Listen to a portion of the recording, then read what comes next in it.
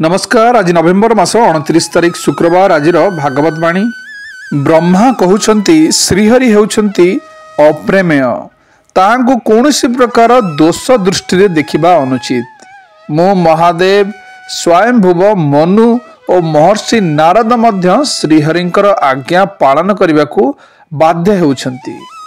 सेही प्रभुंकर विधान को कौनसी भी देहधारी तपबल, विद्याबल, जोगबल, बुद्धिबल, अर्थबल बा धर्म बल रे निजे अमान्य करिपारिबे नाही, किंबा अन्य कहार साहाय्य नहीं मध्य अमान्य करिपारिबे नाही।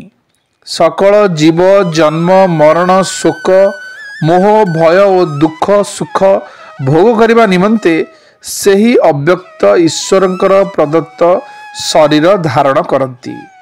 आमर गुण और कर्मानुसारे प्रभु आमको जो जोनि रे पकाई देइछंती ताहा ग्रहण करी से जेपरी व्यवस्था करुछंती तदनुसारे आमे सुख और दुख भोगी चलीछु।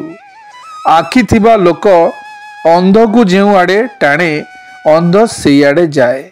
आमे ठीक सेहीपरि प्रभुंको इच्छा को अनुसरण करुछु।